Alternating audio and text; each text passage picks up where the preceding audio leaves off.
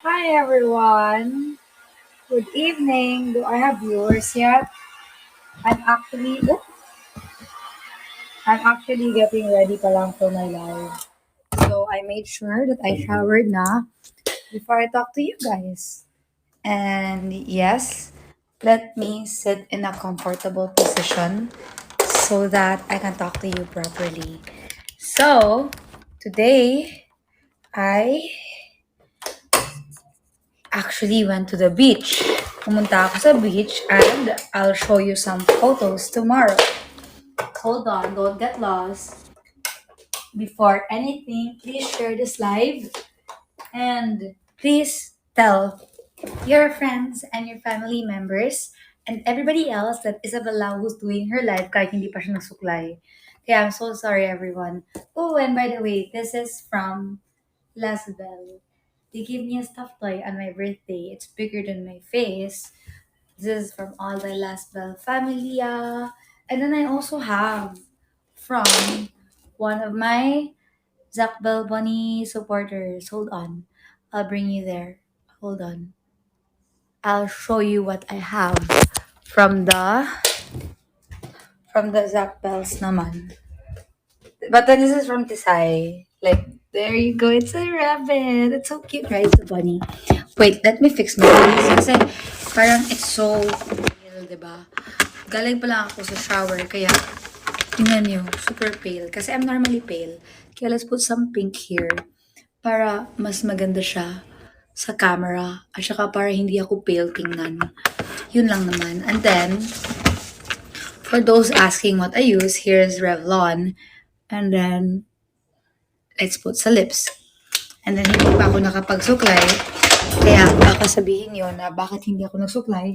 Dahil naubusan ng time. And then, magla-live na ako. Kaya hindi pa ako nakapagsuklay. Pero, here I am.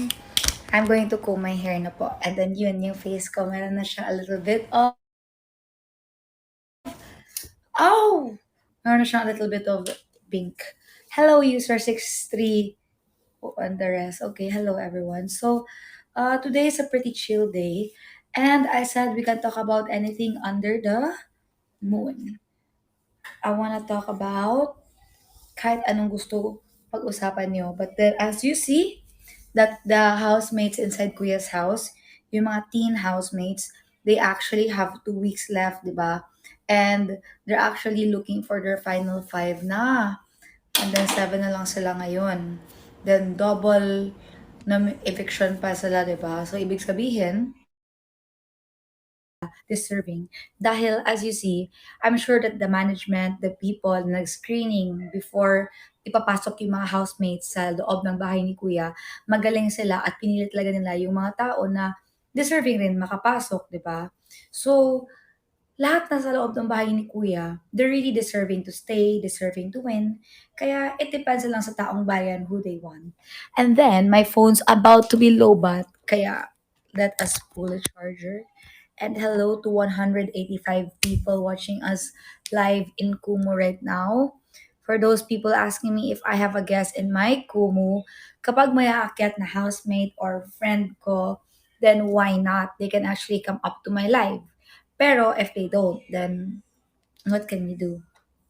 I just literally finished showering. Kaya for those people na andito kanina sa aking first few seconds here in Kumu, I was still trying to dry my hair pero hindi nga natapos. Tingnan nyo. It's actually literally, it's dripping. Yung hair ko, hindi pa na dry dahil super wet pa siya. At saka kalalabas ko lang sa shower. Kaya nga I showed you that I'm gonna put some blush para lang hindi ako pale. Andyan I put lip tint rin para hindi pale. And then yung eyebrows ko naman talaga, super kapal talaga nito. Kahit anong gawin ko, kapag maglagay pa ako dyan ng brow eye shadow, ay hindi shadow, eyeliner. Oh, hindi eyeliner. Oh my gosh, brow. Oh my goodness. Hindi talaga ako pwede maging makeup artist. Anong tawag dito? Eyebrow liner? Oh, anong tawag nun? This is eyebrow. This is brows. Oh, eyebrow yung tawag nun. Okay, thank you, Giselle. Oh my goodness. People are coaching me pa. And Ja coached me. And Mariah. Yun.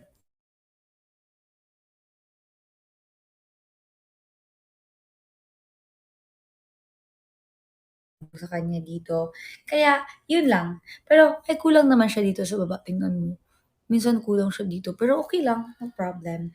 But then, today, what did I do? I went to the beach and I decided to be active in my social media accounts kasi pambawi yan sa mga days that I'll be inside Kuya's house and I won't be with you guys or my friends or my supporters. Kaya every day, try to upload a TikTok. I don't know if you've watched my TikTok, pero yun, I have a TikTok this morning yung tu-du-du-du. Na-realize ko kulang pala yung isang flick yung aking kamay. Like, I did one, two, three. Kailangan ko pala mag-flick ulit. Eh, nakalimutan ko. I went for this one agad. Alam nyo guys, sobrang bagal ko when it comes to memorizing choreographies. I think ha. I mean, kasi naman dito sa bahay, ang daming mga dancers. Like, Aria's kids are mostly dancers. Kaya I think I'm super bagal when it comes to memorizing dance steps. But then, I can naman. Like, inside the house, I was pretty quick. Because I wasn't with dancers. But like, outside, whenever I'm around dancers, I feel like I'm super, super, super slow when it comes to memorizing choreographies. Excited na si Erica na bumalik ako sa bahay ni Kuya. Thank you so much. And everyone listening to my live right now, please share this live para naman yung iba malaman nila na I'm actually doing my live. What's happening ba here in Kumu? Who else has a live right now? Oh, Nathan also has a live. And Chisa Gabi sa Seham. Then we also have Michael Ver and Roque. Sabay-sabay pala kami nagla-live. Okay. So, I'm just here. You guys can ask me questions. You guys, thank you so much, Lenax. You don't really have to, but thank you so much for your gifts, everyone. I went to the beach kasi I took some photos. I did a little bit relaxing, and then wala lang, gusto ko talaga yung beach. Tapos nandun na yung teacher ko, kaya it's really, teachers actually, hindi lang teacher. My Filipino teacher and my grade 2 teacher were nasa beach, kaya I got to talk to them ng a little bit. Kaya I'm super happy that I got to see them. And then tomorrow, I might visit my high school around lunchtime if I have time. But I really want to go. Yes, sunset sa beach. I will show you guys my TikTok tomorrow sa sunset sunset beach day ko. And then, I wanted to upload it today, pero na-realize ko, ayaw ko naman yung i-flood yung mga tao kasi kahapon, I mean, every day I post, 'di ba? So, ayaw ko na every time magpo-post ako, baka ma-flood yung Instagram ko nga para na siyang PowerPoint presentation kasi ang dami kong repost noon. But then right now, mas less na. Kaya, I'm so sorry everyone if yun nga, oh, Miss Jess, oh, Miss Jess, I heard something about you. Sabi ni Bridget that meron ka daw anak, tapos you realize that you have to give time to your child. Actually, meron siya nakwento na ikaw daw, nag-work ka daw, masipag ka, kaya you're actually very busy with work. Ito naman masasabi ko, you know what, your child will always understand that you're very busy with your work to give your child a good future. But ito lang, there are perks and there are also parang cons when it comes to raising your child na wala ka or yung anak mo living away from parents or kulang ng attention ng parents. Here it is. Like as for my case, dahil I grew up away from my parents or away from home, I totally understand that they wanted to send us lang to a school that can teach us how to speak English or good English, and then Christian school rin for better education, kaya pinalayo kami nila dito sa Tacloban, kaya pinaaral. Andito ako sa Tacloban ngayon pala, by the way, guys. And then, alam niyo, my dad, like he realized, sabi talaga niya to sa akin, na-realize daw niya na it's good to have responsible kids. Dahil bata pa lang kami, we're responsible for our actions. We know what choice, like yung mga when it comes to making decisions, when it comes to making a stand on what we want or what we want to do, we actually are firm about it and we know what we want to do. But the thing is, kapag yung anak mo malayo rin sa'yo at saka nasanay na siya, na gumagawa siya ng mga decisions on their own, what happens is, paglaki nila like my age, we actually feel like we don't really need our parents' approval or opinion minsan. Which is why I would have some slight arguments with my mom noon dahil I do things, or even towards my dad and my mom, I would do things, or I would proceed to a plan even before consulting them. But then, of course, I really try to consult them most of the time. But it's just that, like, for my siblings and most of us, we actually do things on our own. Like, let's say if we're gonna travel, we're gonna go somewhere, we don't really ask our parents na if we can actually like go. What we will do is like, ma, I'm going to this place. I'm gonna go out with my friends. I'm going to go to, let's say, I was in college, and then there were days that I wanted to go to Boracay, Palawan with my friends. I don't really ask permission. It's more of like I'll call my mom and I'll let her know. Di ba yung normal, you make paalam to your parents, like, ma, can I go to Boracay? Can I go to Palawan? Can I go outside the country or Bali? Ganun. Tapos, yung ako naman, sinasabi ko is, ma, I am going to Boracay. I'm going to Palawan. I'm going to Taiwan. I'm going to go to Bali with my friends. Hindi ako talaga nagpapaalam na asking permission. I make paalam by letting them know, but hindi yung question like what like the norm is. That's the con and perks of growing up without your parents. But then, will my parents understood us naman kasi my dad said na ever since you were kids, we make you decide if uuwi kayo sa Katbalogan or hindi. Kaya nga kami, we grew up na we're used to making decisions or quick decisions without consulting a lot of people. We think on our own, we act on our own, and sometimes it really hurts our parents kasi we make big decisions na hindi kami nag-a-ask ng permission. We just go for it. But we tell them naman. But see, that's the perks and the cons of growing up away from your parents.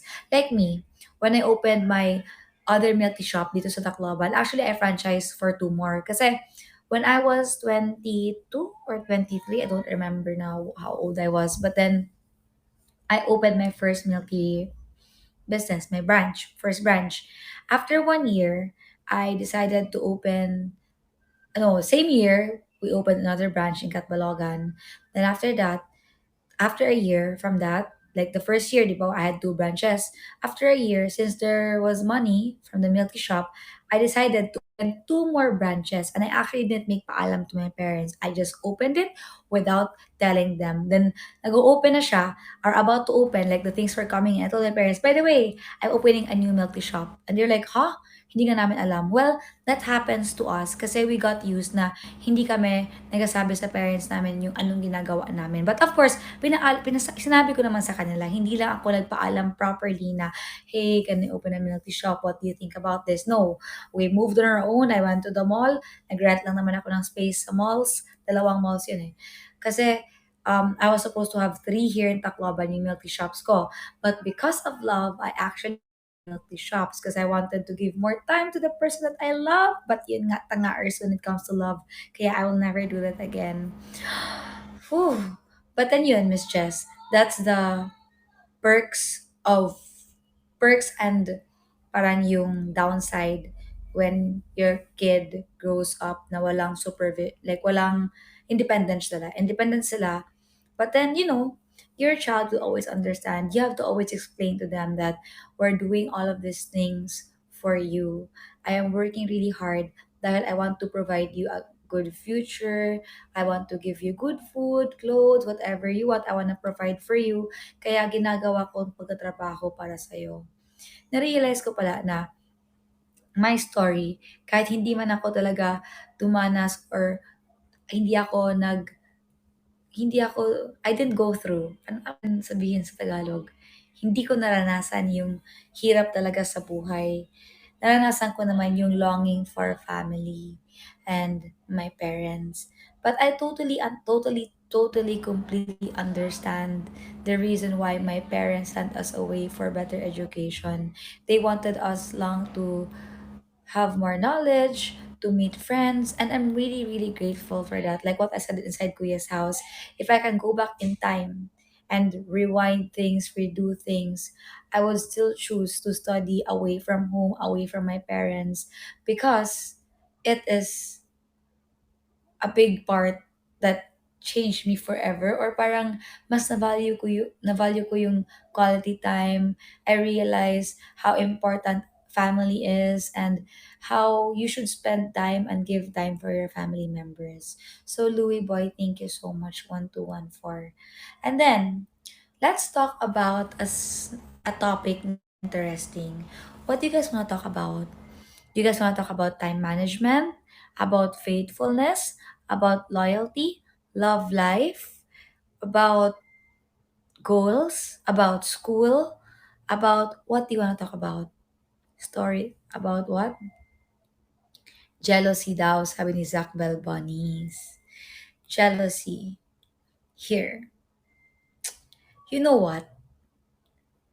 Um, Jealousy is coming from not being contented of what you have, or looking at someone and always comparing yourself, or thinking na sana whatever that person has or have, I also have.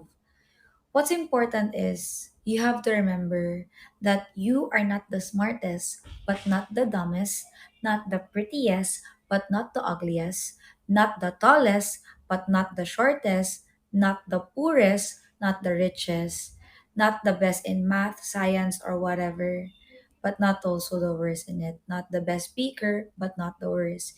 You always have to remember that who you are and what you carry, that's more important than anything else. And you have to believe in yourself. You have to love yourself. Dahil yung jealousy is like mahirap siya when you have it with you. Let's say you're married to someone, or my boyfriend ka. Tapos your boyfriend cheats on you.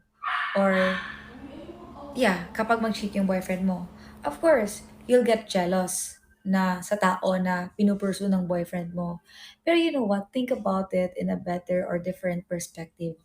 Think about na at least hindi pa kayo married, God saved you from the wrong person. And if ever talaga he'll continue that, there is someone who will love you better and will not make you feel jealous. Now, when it comes to things naman, material things, minsan, there are people talaga that has better clothes than us, more good looking than us, taller than us, better speakers than us. But you know what?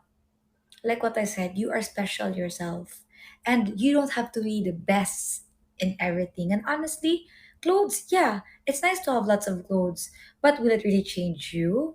Will it parang iiban ba? Iiban? Hindi iban. Wala yun eh. Mababawasan ba yung mga friends mo kapag hindi ka maraming damit? 'Di ba? What's important is you're wearing something comfortable, you're wearing clothes, and even if yung ibang tao, mas maganda yung damit nila, damit lang yan. Yung gawin mo is magtrabaho ka, magpursige ka, be honest and be trustworthy, be faithful, be loyal. And as long as you do those and you abide to those things that I said, you're going to succeed